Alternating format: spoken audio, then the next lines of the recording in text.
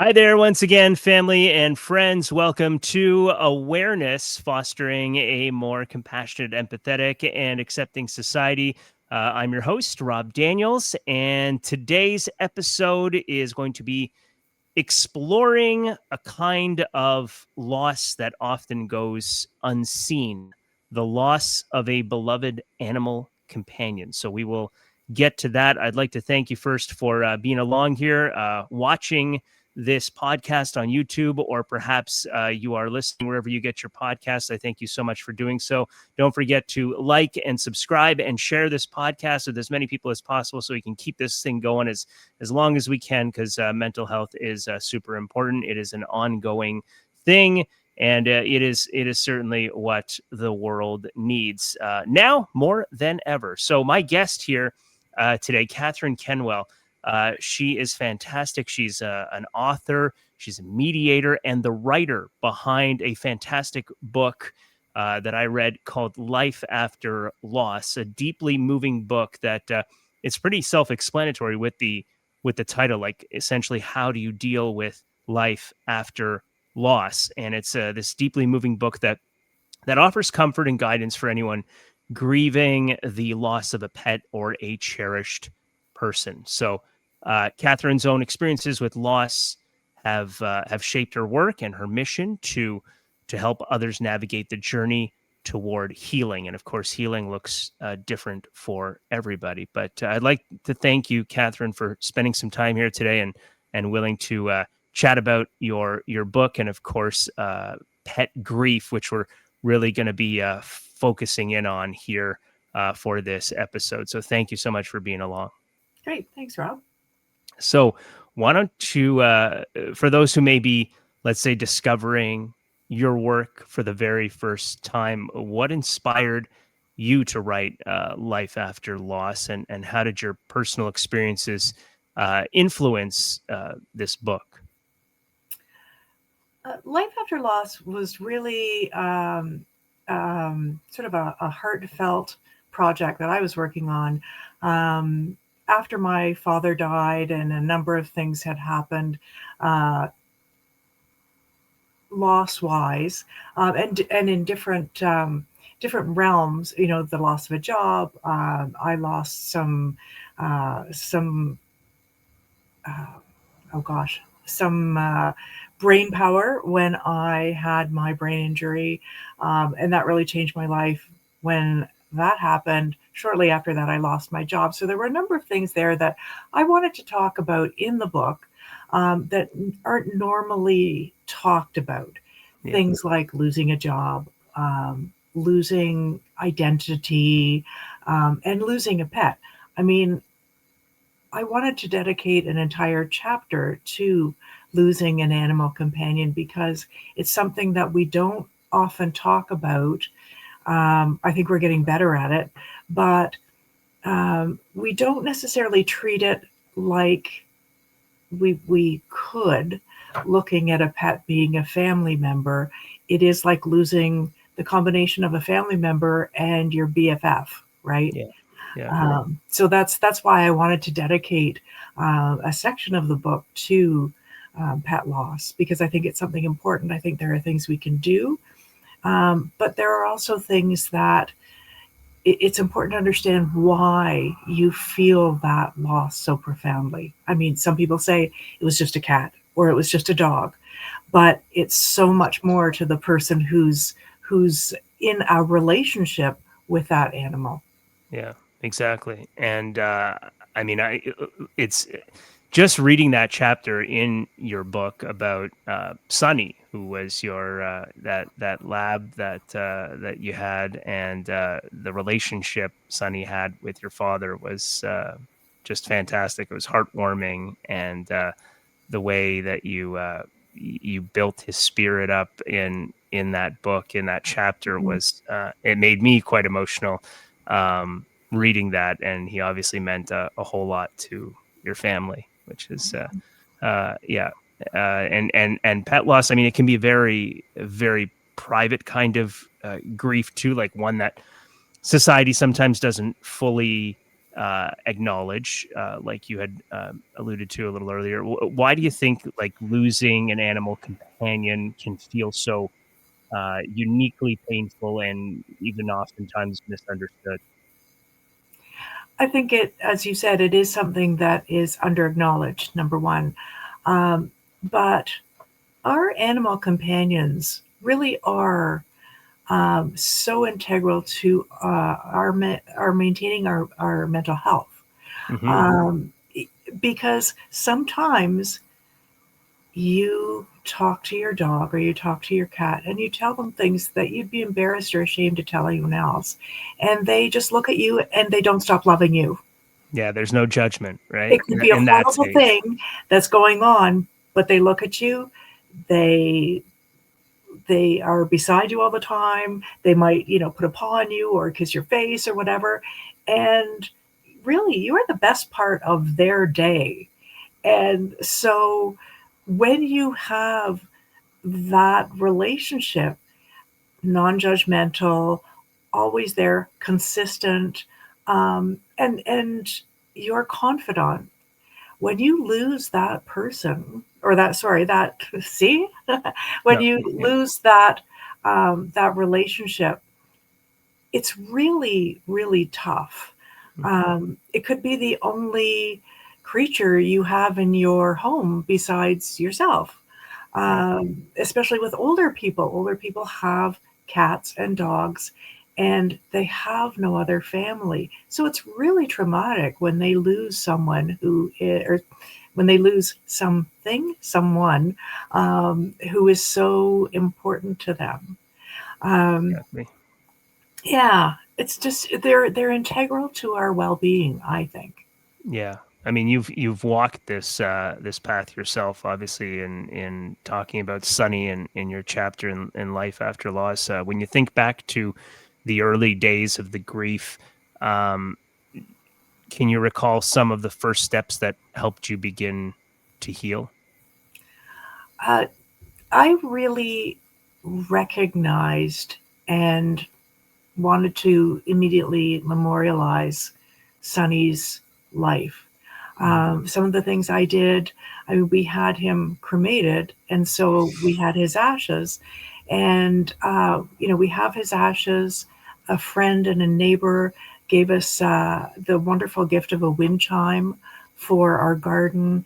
And so we were creating these memories. You might want to put together a photo book. There are lots of companies that do those photo books now, and they'll do them up really nicely, and just pictures of the times you spent together and your relationship with them. You could.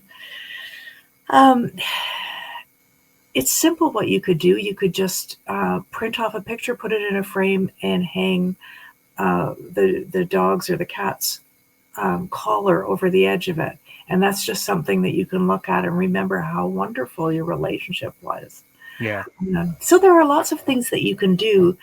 Um, I think one of the things that helped me was putting the word out, because a lot of people knew Sonny. He was 14 when he died. He lived with us in Toronto. He used to run with me all the time. A lot of people knew him. My dad's friends knew him. And it was important to get the word out because everyone who said, "Oh, I'm so sorry. Oh, I know how much he meant to you." Every time someone said something, it made me feel less alone. Yeah. And I think that was really important to me. And that's one of the things that I encourage people to do is make sure that you get the word out, post it on social media. Social media isn't good for a lot of things, but it's good for something like that, where you can pull in your community and your community will support you, because most of the people you deal with on a regular basis or your friends have all gone through that, right? I remember when you lost your cat, and Yeah. I felt so bad because I knew what you were going through, Hmm. and that just offers a little bit of community Yeah. to anyone who's going through that. Yeah, yeah. Mine was an orange and white fur ball. Kind Yeah. of resembled Garfield, and yeah, his name Garnet, and but he had all kinds of nicknames. But Yeah. I know, like it's it's so difficult. Like you think to um, it, for people that experience the grief when it hits you like a rush, like a wave pool right in the face, the water, Mhm. and essentially within the first week of your companion, your pet dying. It's what is do you encourage people to feel those feelings? Like if you're just having a day where you're crying and you can't stop the tears and you're angry at yourself for just keeping on crying, you can't stop. What do you recommend to someone that's experiencing it like now, right off the bat, where it's fresh and you don't Right. know where to turn? Right. Do you tell people to embrace what they're feeling, to turn it off? What would you say? The last thing I would ever say is to turn it off, Okay. because I think it's a really important part of the process to grieve, to cry, to feel upset, to lose your appetite. One of the things that I used to do, and I did it for probably 2, 3 weeks, is we had kept Sonny's bed in our front room. Yeah. And sometimes before bed, I would just go and lie on it and I would smell his smell, and I Mhm. would remember how beautiful he was and how he was such a good boy. And sometimes I'd cry, and most of the time I ended up smiling because I remembered those moments that were just so. He was such an amazing dog, and he'll always be my savior. I mean, he saved my life when I was really depressed. He was there for me, and Yeah. so how do you deal with that? How do you deal with that loss? The thing I did, I cried when I wanted to, and people were very kind to me, and they understood what I was going through, and it's nothing to be ashamed about. I had someone. It just reminds me of a story. I had someone a while back. Um, I deal with the public a lot, and I asked her how she was, and she got choked up, and I said, "Oh, what's going on?" She said, "Oh, I lost my dog, and my dog, blah blah blah, my dog, the story about her dog." Yeah. And I said, "Oh," I said, "I'm so sorry." She started crying, and I said, "It's okay to cry." And then going on in the conversation, I had just a friend of mine had been diagnosed with stage 4 cancer, and I happened to say, "Oh, so and so, I'm quite concerned about this." And she said to me, "Oh my gosh, here I am going on about my dog, and you have such a big thing you're dealing with here." And I said, "No, no, no. There is no difference. There Mm. is no difference between how you feel about your animal and how I feel about my friend. It's all about love. Yeah. And grief is love, right? Right. It's all Yeah. about love, and there's no competition when it comes to grief, Exactly. um, because everyone deals with it so many different ways. There's no competition. You can't grieve more than one person. You can't grieve less than one person. You grieve as you grieve. And I think And yeah, go ahead. sorry. No, go I was ahead. gonna say, what ifing I find is a big thing when it comes to the grief and the guilt. It's a common thinking when we lose a pet or we lose a friend, someone that's close to us. What would you say to someone, let's say, who can't stop replaying those moments or wondering if they could have done more? Um, Is be it- kind to yourself. Be kind to yourself. First of all, be kind to Yeah. yourself. Remember that you need to take care of yourself. If if it becomes a problem where it's interfering with your relationship, your other relationships, or with work, or with your, day-to-day mental and emotional state, I suggest that, people get help. There is Mhm. help out there. There are psychologists who who have specialties in dealing with people who are grieving their companion animals. There is help out there, and I encourage that. Sometimes just working that through with a professional, um, who can be, a little more objective. Um, that person can help you through it. Yeah. Because I think for some people, I had a friend actually, the past year, she just seemed to not be able to get over her dog's passing. Yeah. And it was just the two of them. And so she was alone. And I felt that it could be getting a little unhealthy. And so I suggested to her that she see someone, and she did, and she felt better. Um, yeah, there comes a point where when it starts to interfere, like with any grief, if it starts to interfere with your day to day life, Mhm. it's important to reach out and get some help. So many people they mean well, but they don't always know how to support a friend or family member who's grieving a pet. Um, Hmm. maybe they're not on the same level with animals as they are. They don't Hmm. offer the same purpose to them. So, what advice would you give to, let's say, someone trying to offer that support with empathy? Um, Again, reach back into your own feelings and remember how you felt. Um, and remember that not everyone grieves the same way. So listen to them. You can't necessarily offer advice. Hmm. So listening is much more important than talking. Listen to what they have to say. Listen to what's going on in their heads. Um, be an active listener. Nod. Um, just react to what they're saying. Listen deeply to what they're saying, and don't brush them off. You know. Right. Yeah. Yeah. Yeah. And to try and probably remove judgment if they have any, if it's negative, I would imagine, Yeah. right? Try and stay away from that.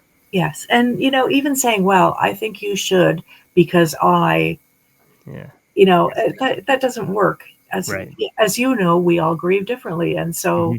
one answer isn't necessarily another person's answer. Right. You can offer up advice, sure. Like, hey, Yeah. maybe you want to try this. This worked for me Hmm. for something else, type of thing, or for the person that a person that meant something to someone else in their life, and they're like, this is what worked for them, and maybe you want to try it, but no pressure, type of thing. I think That's it's right. one of Yeah, I those think things. Yeah. you never want to be prescriptive. Right. Right. Um, Exactly. Exactly. you don't want to say do this, do that. I refer to myself as the anti-expert Yeah. because experts sometimes tell people what to do Yeah. when it really doesn't resonate with them at all. Exactly. So I'm much more open to listening than I am directing.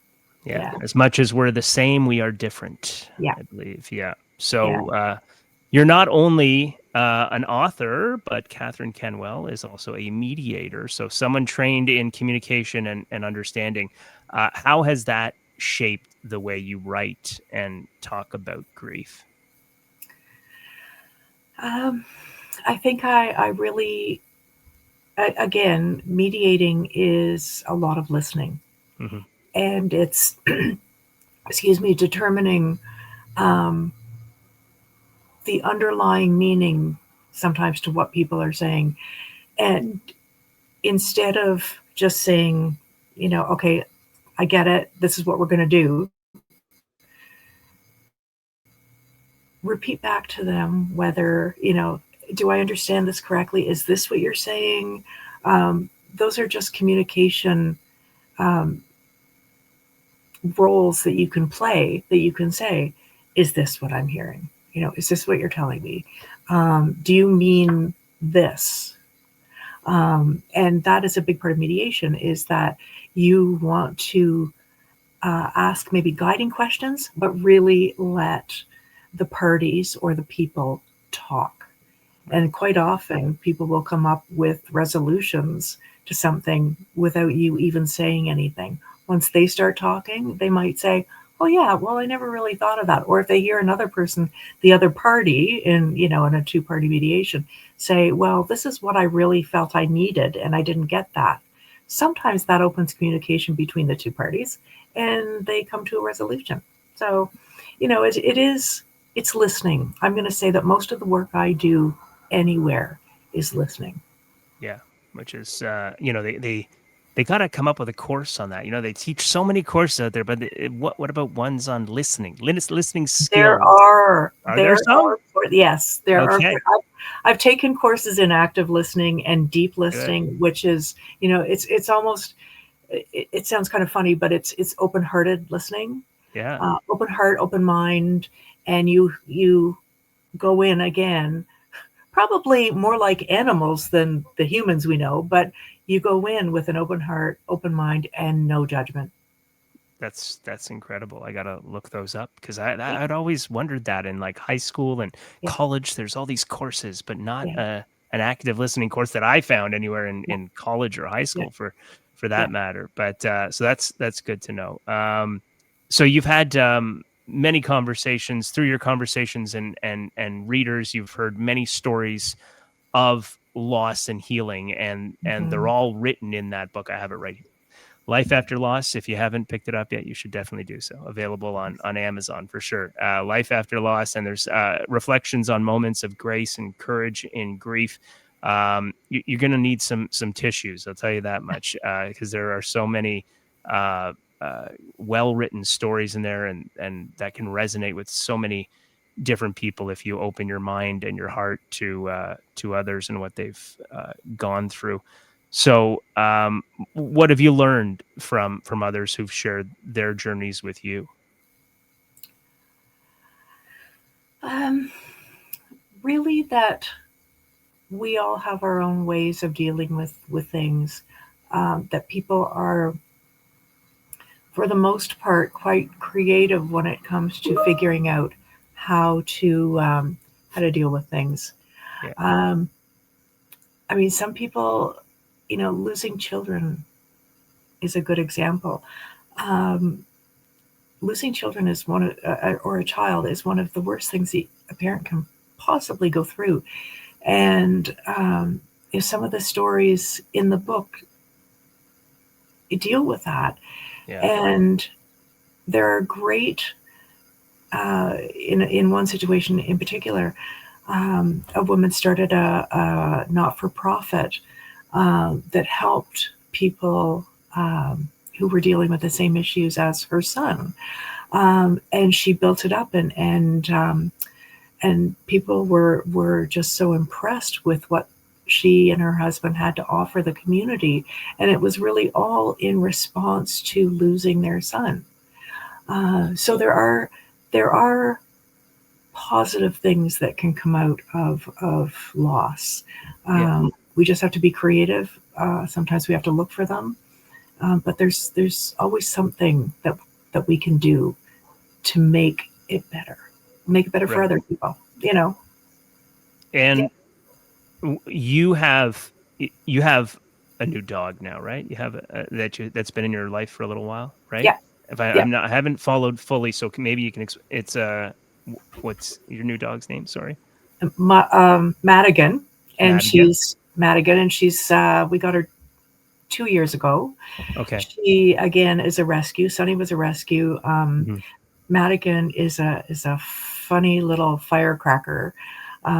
She's never met any kind of creature that she doesn't like. Like she just falls in love with everyone immediately. And that is so refreshing. And anyone who has a dog and watches their dog go up to someone and go, "Oh, I love you. You're the best." That's so terrific to feel that. And Yeah. there again, I think that's one of the things that we miss the most when we lose an animal companion, because we miss that joy and curiosity. But Madigan she's a rescue. She's from Barbados, Oh, wow. and she was found on the street. Okay.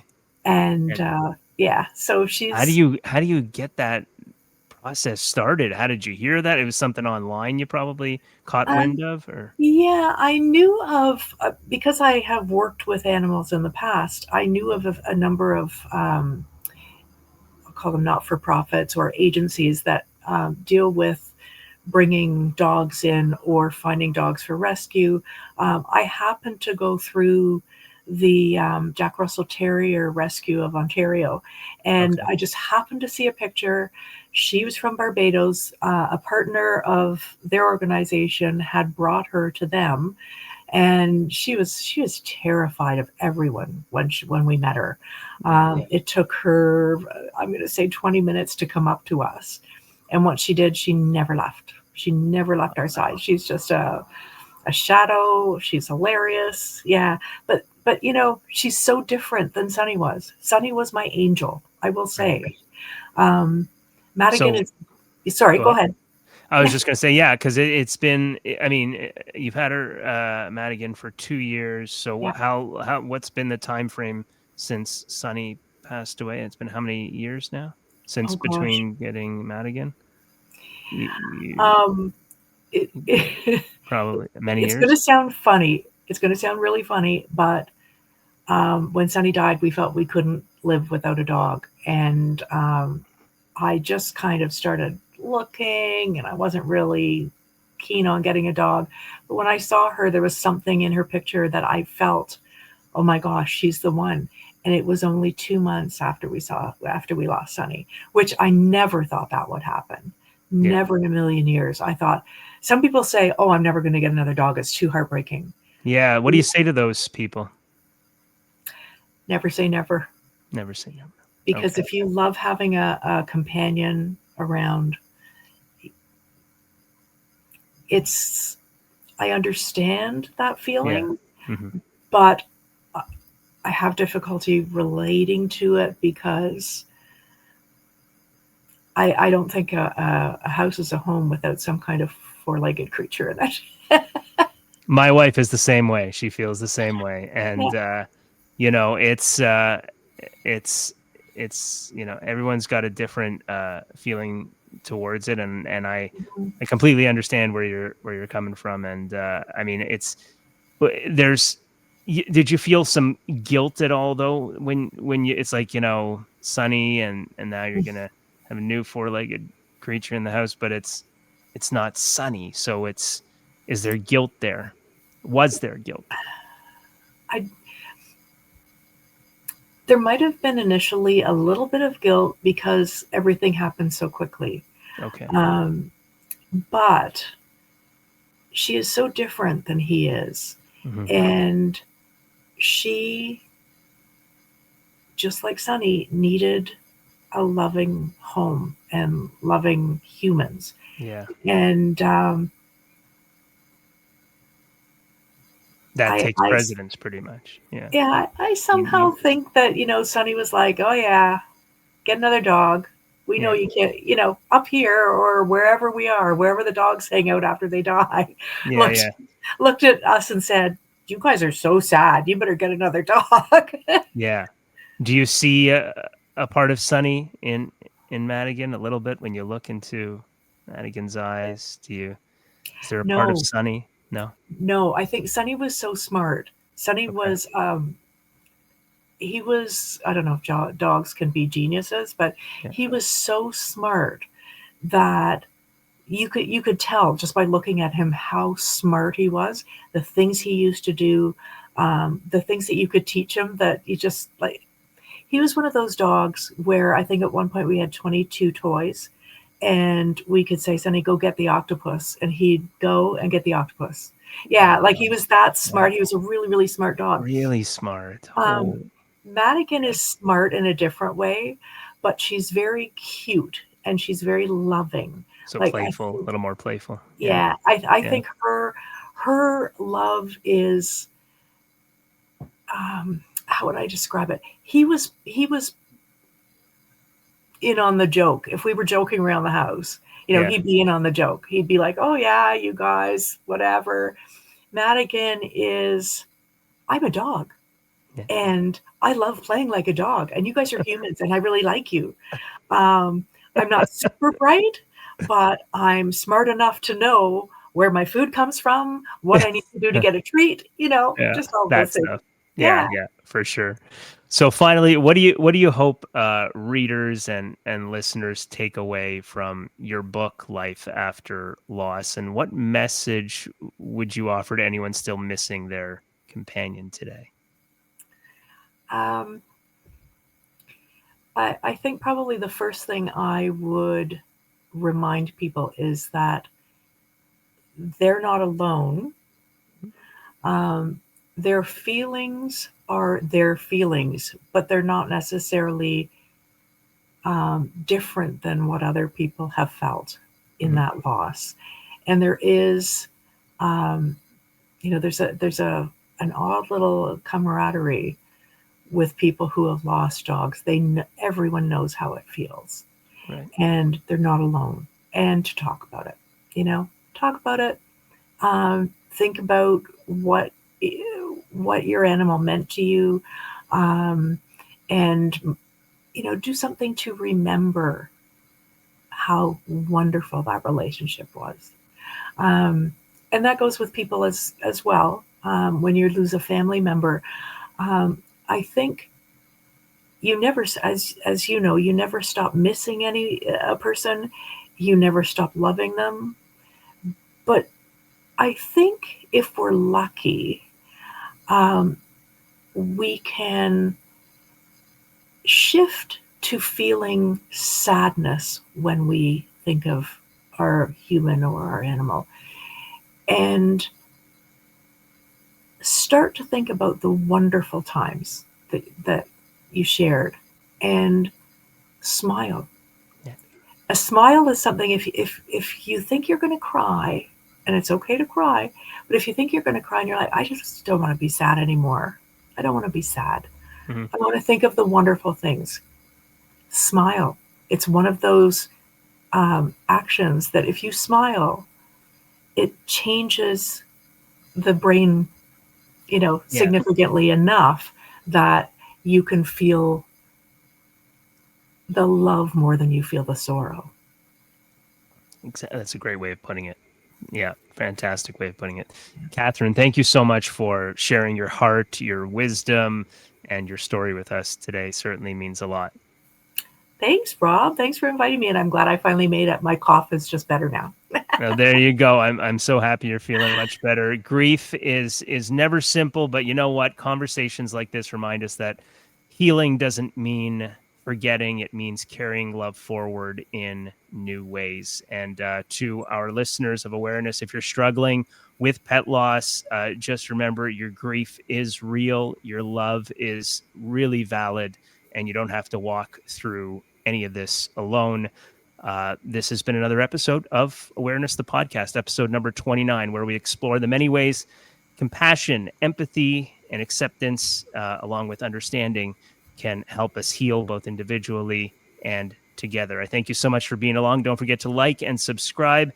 This has been episode number 29 with Catherine Kenwell. I'm Rob Daniels. Thank you so much to producer Mike for holding things down and making this podcast possible. I look forward to catching you in the next episode.